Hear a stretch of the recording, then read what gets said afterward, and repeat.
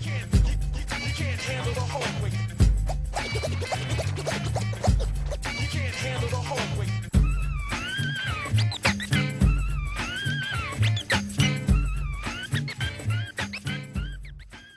Welcome back to Senior Basketball Analyst. Once again, we're here to give you some unique content. Top four power forwards of the 2014-2015 season. I can't wait to. I really like doing these. Can't wait to bring that to you. But first, we're going to talk about the cheater, Tom Brady. And I refer to him as the cheater just because at this point, there's really no reason to talk about him as though his career is really legitimate.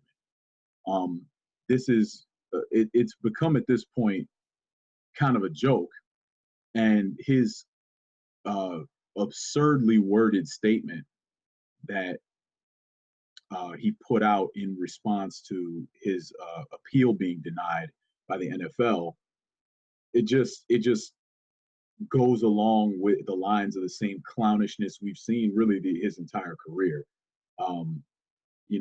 Repeated cheating. Everyone pretends basically to not see it, even though it's right in front of their face. And here's the thing about Tom Brady. Look, you get to keep the money. You get to keep the Super Bowl rings. And that's really, you've gotten everything you were owed. Nobody owes it to you to pretend like any of this stuff you're doing is legitimate and some kind of real competition. It's really just you kind of doing stuff, you fumbling the ball and people making up rules on the fly so your fumbles don't count. It's a bunch of nonsense. And the fact of the matter, the facts are as follows. 2 Patriots employees had damning evidence on their cell phones that they were deflating balls on behalf of Tom Brady. They were subsequently fired because of it. Again, unless they put these text messages on their phone and were texting each other back and forth, saying they were doing things on Brady's behalf that they weren't, trying to frame him, unless they were doing that, you have to believe they were doing it on his behalf because that's what they said. And frankly, why wouldn't they have? Why would they have been doing that on their own? They had nothing to gain from it. And they certainly, and now that they've been fired, they just got, both of these guys got fired. These poor schleps. They got fired from a cake job that's high paying and requires no skill set. And Tom Brady just continues to keep his job. And on top of that, he's been done nothing but lie the entire time. I don't know those guys. Wait, he even pretended when he was being questioned by the NFL to not know one of them at all. Like, he was like, who? Come on, man. Look, Tom Brady, you told them to deflate the balls.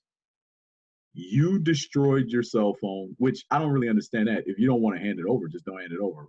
This dude destroyed it like it. He destroyed it like he was a drug dealer and it was a burger phone. That's the kind of thing, like he's some kind of professional kidnapper.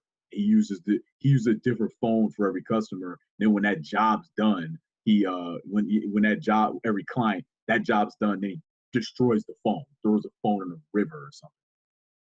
Weird behavior, but that's what happens when you told people to do stuff that is against the rules and you don't want any way of anybody ever being able to find out about it.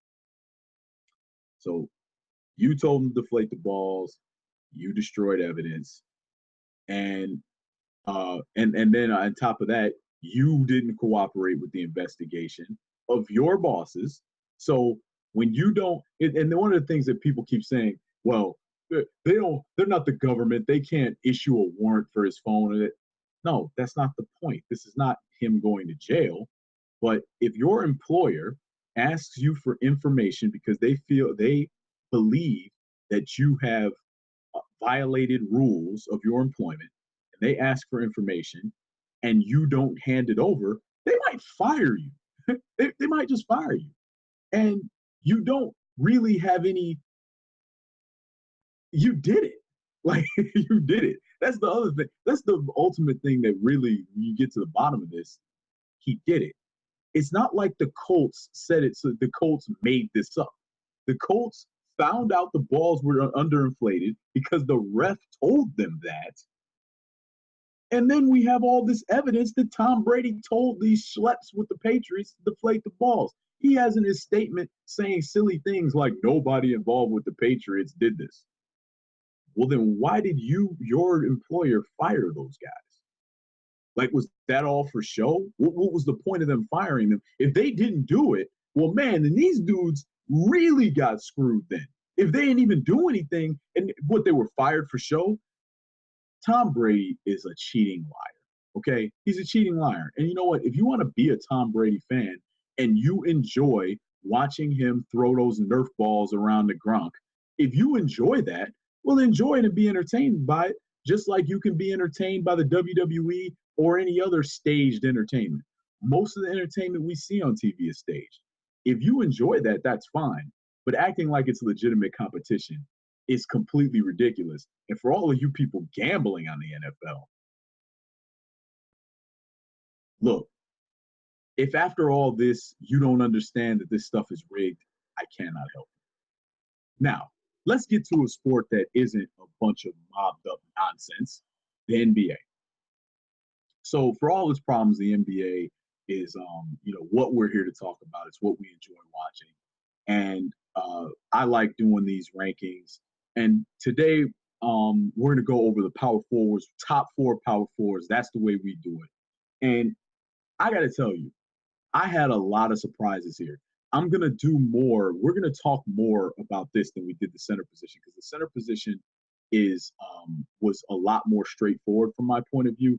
There weren't a lot of surprises. It pretty much shaked out the way I thought. There's about 4 or 5 really good centers in the NBA. Everybody else is an also-ran. And that's about it. It wasn't really that interesting to me. There were things on here that shocked me. That shocked me. But then when I thought about it, because I was just going through and objectively rating them at every, in every attribute. And what jumped out, but when I thought about it, I said, you know what, that's why their team's not very good. When these are a lot of these guys, some of these guys are the best player or second best player on their team, and you go, yeah, no wonder your team doesn't win. You're not that good. You're not doing the things. It's like the conclusion I came to with, one of my favorite players, Big Al Jefferson in Charlotte. He didn't have a good year. He did not have a good year. He had a regular run-of-the-mill good center year. Not enough for your franchise player. It's not enough. And that's why they weren't any good. So that's how these things play out. So I'm going to go through, and I'm going to jump around a lot, but I'm going to share this with you. And, you can get all this on seniorbasketballanalyst.com. I'm going to post this. But I'm going to share this with you right now. And, we're going to go through it. And one of the guys that, I'm going to go, 4, 3, 2, 1. It's all up there. We're not trying to put you in suspense. But I'm going to go 4, 3, 2, 1. And I'm going to start with Paul Millsap as the 4th best power forward in the NBA. Paul Millsap, number 4. He's very, very similar to Al Horford.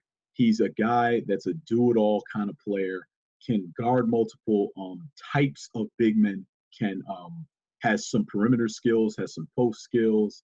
He's not a guy that's really particularly great at any one phase of the game in terms of rebounding, scoring, defending, or passing, but he's competent at all and has some particularly good skills. And one of the things that is a linchpin of the Atlanta defense is his ability to not just help and recover, but defend the passing lanes. Paul Millsap is very similar to a prime Kevin Garnett, where he does not allow you to throw the ball near him. And that is something that stands out about his game. To me, he's the best power forward in the game defending the passing lanes. That's why I gave him a 10 in that attribute. But again, he's a good at everything. At worst, he's decent. And then a guy that has a couple of things that stand out about him in terms of his defense. His defense really pushed him over the top, being a guy who's a solid offensive player and a very good defender in certain situations. So that gave him the number 4 ranking. The number 3, this was one that surprised me. I thought Aldridge was going to grade out number 1. Then I thought about it and I said, why did I think that? That's not right. But LaMarcus Aldridge, grade out of number 3. And LaMarcus Aldridge, and keep in mind, when we're talking about number 3 here, this is a big time number 3. This is a Hall of Famer. This is a guy that is a franchise player, and I think he's the best player on the San Antonio Spurs today. Now that they have him, he's their best player. LaMarcus Aldridge, do-it-all kind of guy. And actually, if he was a little bit better a defender, he'd be the best power forward in the league. But he just isn't that strong defensively. He's not bad, but he's not that strong. And he's not particularly mobile defensively. And that's really, and actually, he's just not that mobile, period. He's a bigger power forward at 6'11". He really, to me, would function better as a center, as a, more offense-oriented center. I would probably play him there instead of playing him at power forward, because I think his game lends itself to that because of his lack of mobility. He's just not that mobile. He's extremely mobile for a 7-footer, close to 7-foot guy, but not particularly mobile. But everything else, and we know what we see from LaMarcus Aldridge. LaMarcus Aldridge gets that ball, elbow extended, can put a shoulder into a guy, shoot that fadeaway over his head, and you are a dead man. I watched him just annihilate the Oklahoma City Thunder during the season. And I mean, everybody they threw at him. They threw Steven Adams on him, and that was like putting a little kid on him. That was a joke. They put Serge Ibaka over him. He flicked the fadeaway over his head. They put Kendrick Perkins on him. Kendrick Perkins bothered him for about 2 possessions, and then he flipped the fadeaway over his head 3 or 4 times, and then they switched that. The guy is he's basically unstoppable as an offensive player. He's going to get in a game. He's going to get between 20 and 30 points, and there isn't going to be a whole lot you're going to be able to do about it other than try to make the game tough on him. He is also a pretty good rebounder. He's not spectacular, but he's a pretty good rebounder, and he's a decent defender. And with all those things going for him, and the fact that he can, and this is something that I don't bother to rate, but it's very important, a guy that can draw a double team makes it much easier for you to space the floor, and that he can do. Marcus Aldridge, number 3, that's a Hall of Famer max player right there. Number 2, and this was just interesting to me about the power forward position in the NBA. And this goes to eras, right? As you can see, my the baseline guy that I used for this particular rating, and remember, we rewind back 20 years, so we go back to the 1994-95 season, and we pick an elite player at that position. Not necessarily the best player, but we pick one of the elite players at that position. We pick Shawn Kemp as our, like I said, our standard. And Shawn Kemp, in this case, unlike Patrick Ewing, who graded out way higher than all of the centers of that era, and Patrick Ewing was by no means the best center in the league in 94-95. He graded out far better than the best center in the league in Anthony Davis. Far better. But Shawn Kemp graded out a little bit below Anthony Davis, and I think that's exactly right. When I think back to the way that Shawn Kemp played, at that point in his career, he was older than Davis is now. But at that point in his career, that is about where he was. A little bit lesser a player than Anthony Davis. That's how good he was. But it's interesting to me that a LeBron James at is a natural small forward is also your second best power forward in the league. That's messed up, man. That's messed up, especially when you see, if you notice, he's not a great post defender. If you have actual back to the basket game, he can back down. You can back down LeBron and score. I remember he was trying to guard Kevin Garnett it was probably 3 years ago. He was trying to guard Kevin Garnett. That was a disaster. He was just flopping, and it was terrible. It was terrible. He had no chance of stopping him. And it's obviously not a physical strength issue. It's a skill set issue.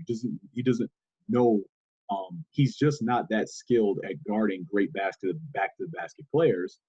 But as we can tell from the ratings, there aren't that many going in the league. That's a rare animal. But LeBron James, his diverse skill set, his tremendous defensive awareness, because really his only defensive weakness is his post defense. Everything else he does spectacularly. Um, and he's also not a great rim protector anymore. On a consistent basis. Obviously, he has the athletic ability where if you challenge him, he can block your dunk.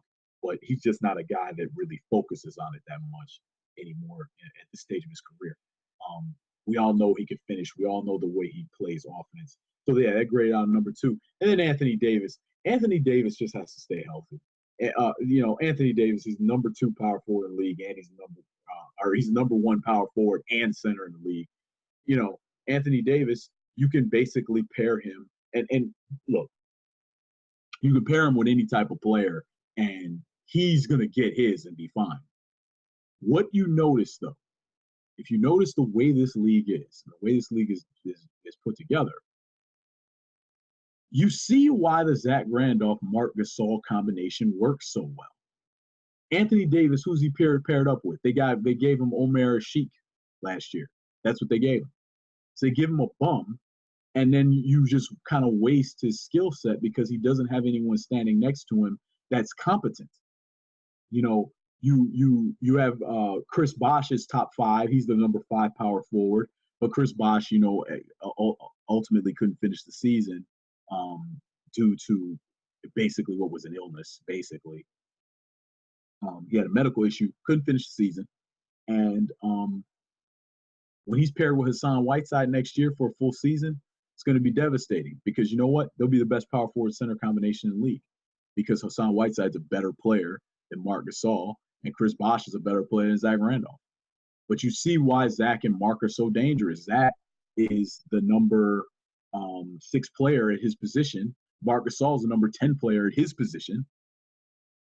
These other guys, they're not getting paired. LaMarcus Aldridge, who's paired with Robin Lopez. I didn't even bother to rate that guy. Robin Lopez is a guy that's a grit and guts player that's not very good at being grit and guts. LeBron, we see the quality of big men he's with. He's with Kevin Love and Tristan Thompson. They're number 12 and number 13 at the power forward spot.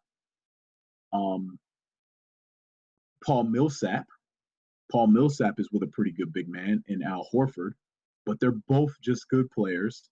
And we saw what the deficiencies were of the Hawks and why they got eliminated. So when you look at these teams, you don't see teams with an, Charles Oakley, Patrick Ewing combination. You don't see an Otis Thorpe, Hakeem Olajuwon combination where you have a good power forward and a great center. You don't see that anymore. You don't see it. And this is going to be the thing. And you know what, frankly, you talk about building teams, that's why Karl Malone doesn't have a ring, because they routinely stood him up next to clown centers that weren't really fit for the NBA at all. He played with Mark Eaton for a few years at the end of Eaton's career. And then after that, he had, Greg Ostertag and clowns like that. That's not going to get it done. So a couple of things that jumped out at me at the bottom. One, Greg Monroe did not grade out as high as I thought, but he's not a very good defender. In fact, I would say he's a bad defender, actually. He doesn't move. He doesn't move his feet very well. His feet are they're like concrete blocks or something. He has good feet on the pivot, but he can't slide his feet. So he struggles to help defensively. I think that, and the sad thing is, I think him standing next to Andre Drummond was the best case scenario because Andre Drummond is the exact opposite. Live body, athletic guy with great feet in terms of quickness and speed. That I think was the perfect scenario for him. And him going to Milwaukee, I know Jason Kidd's going to make it work for him individually, but I don't know exactly how it's going to fit into a complete package in the front court. Taj Gibson graded out a little higher than I thought he would, but it's all about his defense. You know, when you can play good defense at the power forward position, that's going to make you one of the better players. Taj Gibson, pretty good player at the power forward position. Um, you know, he's a limited minutes guy, but for the minutes he's out there, he's a pretty good player. I think a couple of things at the bottom that I want to discuss too. Um, One, Dirk, his poor defense is killing his team. It's killing him. That's one. I would say that, and not really delve into it much more than that. But also, I want to talk about Kevin Love. And Kevin Love and Serge Ibaka was kind of in this category too of me to guys that were um, not utilized properly for different reasons. And Kevin Love, we'll start there. Kevin Love just he has to be a high utilization guy. Otherwise, he's not going to be a top 10 player in his position. He's just not. And I understand why they paid him. I'm glad they paid him, and I felt like they did the right thing. But you have to have a coach that can utilize this guy. And right now, David Blatt can't do it. And uh, LeBron James, if left to his own devices, is going to eat up all the space on the floor that Kevin Love can be effective. Kevin Love shot a horrible percentage from the field. He's not that good on the block. He's in fact, I would go as far as to say he's a little below what's adequate. And I say that because he really needs a limited defender to get loose. If he has a limited defender, he can really get off on the block and do his thing. But if not, he really is going to struggle. It has to be somebody that he can physically push around. If not, he doesn't elevate well enough and he doesn't have enough variety of moves to really be that effective. He's also not terribly effective putting the ball on the floor. He's not a pick and roll guy at all. He's strictly a pick and pop. So if you contest his jump shots, he's kind of out of options. And that's, I think, why, as a scorer, he dropped off so badly coming to the Cleveland Cavaliers, because now he's basically limited to being a pick and pop spot up guy. And that's not really how you get points. When Dirk Nowitzki was in his prime and, you know, getting 20 plus a game every year, Dirk Nowitzki will get into the high post and could get a shot and get a good shot one-on-one. Kevin Love is not able to do that against good defense. And that's what drags his averages down, and that's what makes him less effective come playoff time. So unless Kevin Love is really going to bang that glass hard to the degree that he did in Minnesota, unless he's going to come out and do that, you're going to see this guy that is not top 10 in his position and a guy that's grading out below Tristan Thompson. And you know what? If you don't think Tristan Thompson's better than Kevin Love, all you need to do is watch the playoffs. And you see how things changed for that team so much when Kevin Love went out of the lineup because Kelly Olynyk pulled that dirty nonsense and tried to pull his arm out of the socket, and did. Tristan Thompson is better than Kevin Love. That's why the team's better when he's on the floor. He's better. So it just goes to show you how that defense and that madman rebounding can really affect the team, even if the guy has nothing going for himself offensively. And all Tristan Thompson can do, we saw, he can set a screen and roll really hard to the basket and jump. That's all he can do. If he gets the ball almost any other way, he's not going to score. So that's the bottom of the players that I rated. I'm going to talk a little bit about the middle. Oh, I'm sorry. Let me go to Serge. Let me speak about Serge Ibaka really quick. Almost forgot about Serge. Serge had a rough year, and Serge is better than number 8.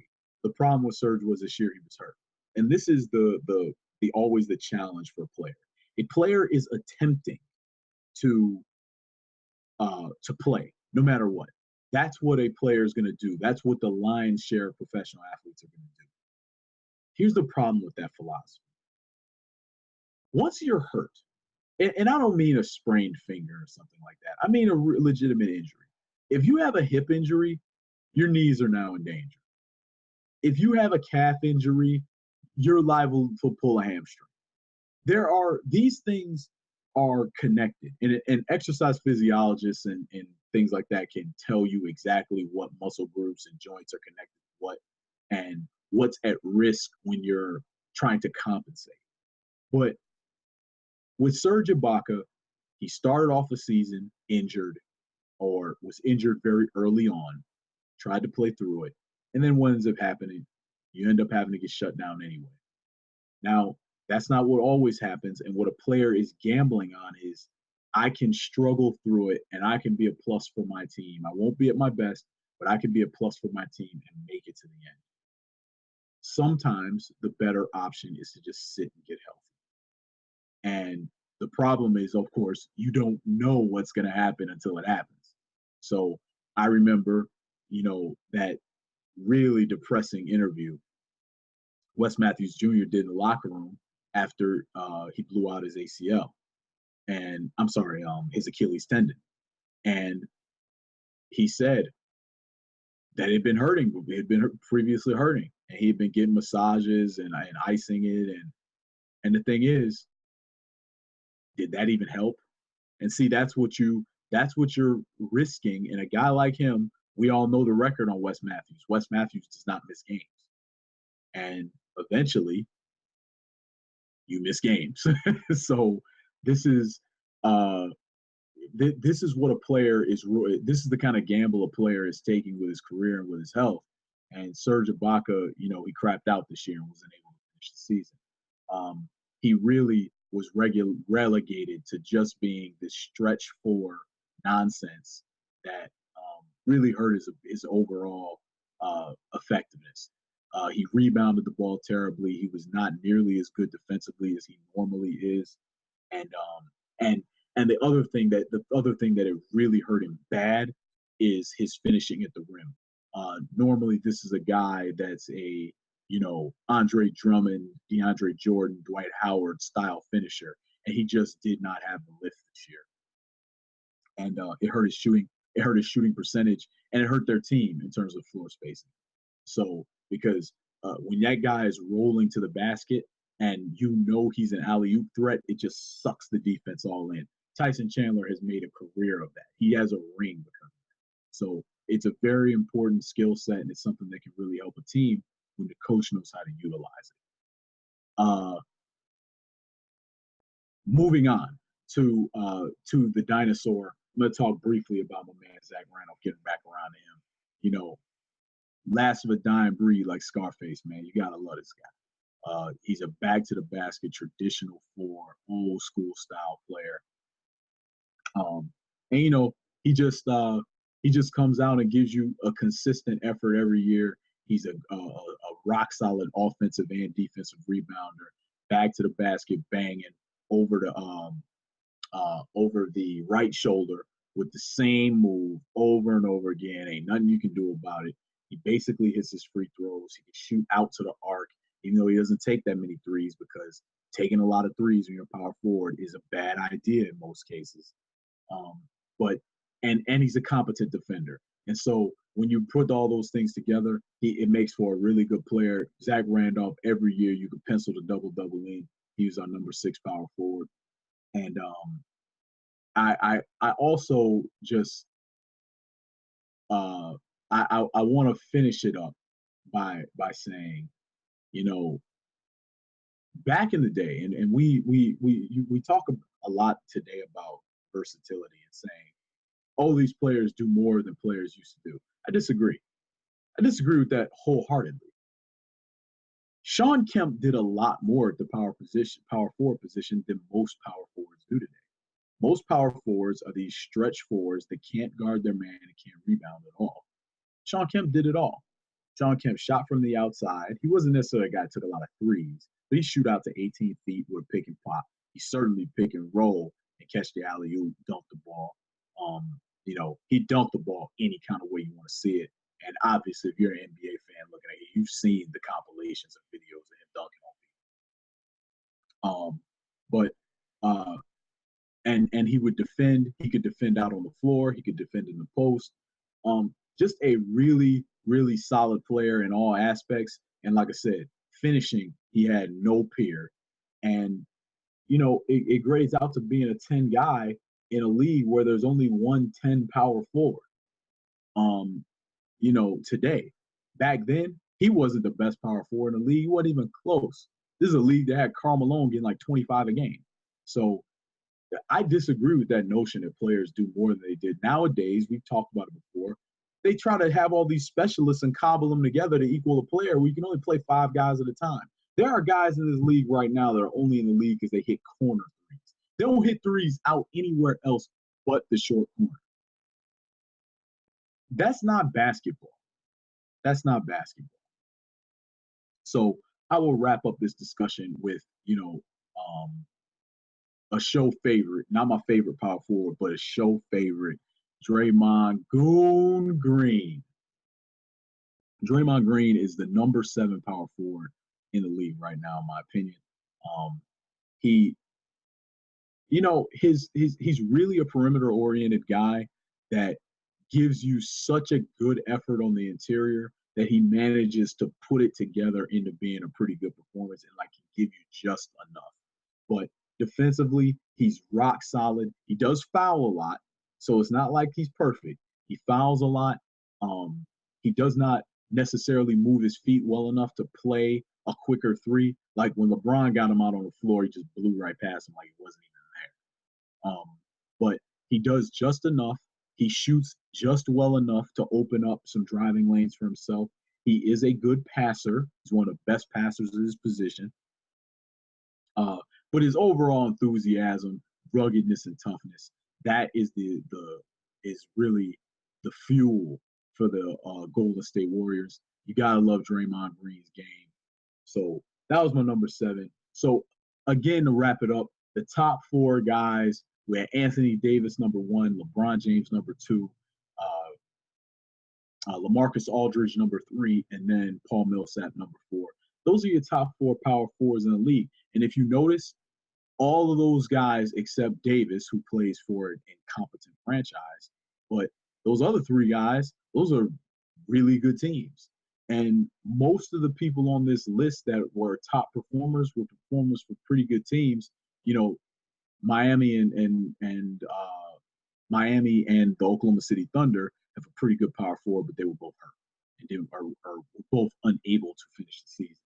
So the rest of these guys like Draymond Green with a ring, Zach Randolph deep in the playoffs, you have a pretty good power forward and you're ready to go.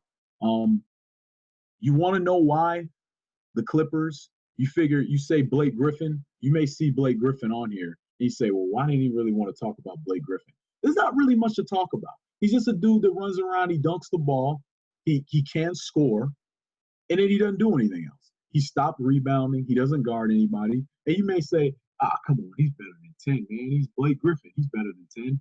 Is he? Because you know what? Figure it like this. He plays with the best point guard in the league. He plays with a top 5 center by anybody's rankings. He's a top 5 center. I think that he's 3 or 4 minimum, but he's a top 5 center. So he plays with the best point guard in the league, an elite center. We know he has a great coach. If he's so great, then why aren't they better? Because let's be clear about what we're talking about here. This is not like you're Kevin Garnett, you're on an island playing by himself back in his old Minnesota days. Or Kevin Love playing back in the old Minnesota days on an island by himself. I'm not going to blame him because his team thought Ricky Rubio could play basketball and Nikola Pekovic deserves, $80 million. Like, look, I'm not going to blame them for that. But when you're playing with other guys that I know are top guys and the team isn't making a finals appearance, can't get to a championship, well, then why? Again, he's playing with the best point guard in the league. He's playing with a top 5 center. Guy, rebounding title, blocking 2.5 shots a game. He's playing with these kinds of players and somehow they can't get to a title. It's because of him. It's because he's not good enough. Now, that does not take all the responsibility away from GM Doc Rivers, because we have to separate the two. Coach Doc Rivers does a great job. GM Doc Rivers, he's been messing up a lot. Hopefully, some of the things he's done this offseason will help, but it's still not enough. Bringing in Paul Pierce is not enough. Barely hanging on DeAndre Jordan by the skin of your teeth is not enough. But we're not gonna act like Matt Barnes was really a starting caliber small forward. He's not. We're not gonna act like JJ Redick belongs in anybody's starting lineup. They don't. That's not what I'm saying. So I'm not saying like this whole team is doing great and Blake Griffin's an idiot. That's not what I'm saying. But what I'm saying is we're talking about who's elite and who isn't. Something would be seriously wrong if we were saying that Blake Griffin was elite and DeAndre Jordan is elite and Chris Paul is elite. Something's seriously wrong if they can't get to championship that way. That's 3 elite players. That doesn't make any sense. And that's where Oklahoma City has always fallen down. They don't have 3 elite players. They have 2 elite players. And then they always have like Serge Ibaka. We're waiting for him to be elite. And I think that's why you see Serge Ibaka 8 and Blake Griffin 10. That's why you see that. And that's why you see these teams unable to win championships. So with Blake Griffin, if Blake Griffin is not going to board and he's not going to guard his man, then they're going to need another really, really good player. They're going to need somebody else to come in there. Maybe it'll be Lance Stevenson. Maybe Lance Stevenson resurrects his career now that maybe he gets over the groin injuries and hip injuries, and maybe he resurrects his career. And if he can come out and be that do-it-all shooting guard that helps distribute the basketball, which they desperately need another ball distributor, not just a guy that can handle the ball and get his own shot like Jamal Crawford. They need an actual pass-first guy that will help take the pressure off of Chris Paul. But if they have a guy like Lance Stevenson, again, with his do-it-all type of game, if he can do that and defend at an elite level, give him a little bit of scoring, rebound the ball like a madman, if he can give them that, maybe that'll be it.